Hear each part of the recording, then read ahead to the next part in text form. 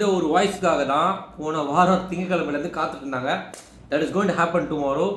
Joseph Vijay என்னும் நான் அப்படின்ற ஒரு விஷயம் வந்து நாளைக்கு 3 மணிக்கு நடக்க போகுது.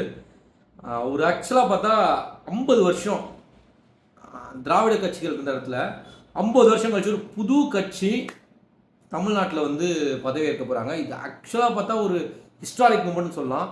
விஜயோட வீட்டில் நிறைய கருத்து வேறுபாடுகள் நிறைய இருந்தாலுமே 2 திராவிட கட்சிகள் இல்லாமல் ஒரு ஆட்சி அமைந்து தான் முதல் முறை.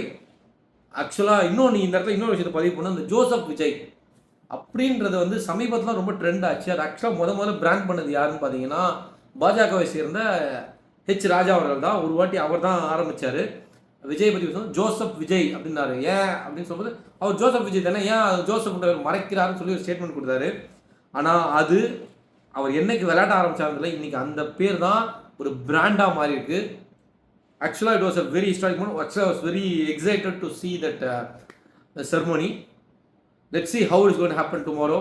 ஏன்னா இது வரைக்கும் வேட்டி சட்டை போடாத ஒரு முதலமைச்சரை நம்ம பார்த்துட்டு இருக்கோம். வரப்போறாருன்னு நினைக்கிறேன். இவர் எப்படி நாளைக்கு வரப்போ இவர் ட்ரெஸ் கோட்டை பார்க்கறதுக்காக நான் ரொம்ப ஈகராக இருக்கேன். இவர் என்ன ட்ரெஸ் கோட்டில் வரப்போறான்றது. Let's see. More eager. நீங்களோட நினைக்கிறேன். உங்களுக்கு என்ன மைண்டில் இருக்குன்றதை கமெண்ட்டில் சொல்லுங்கள். என் பேர் மேக்ஸ்.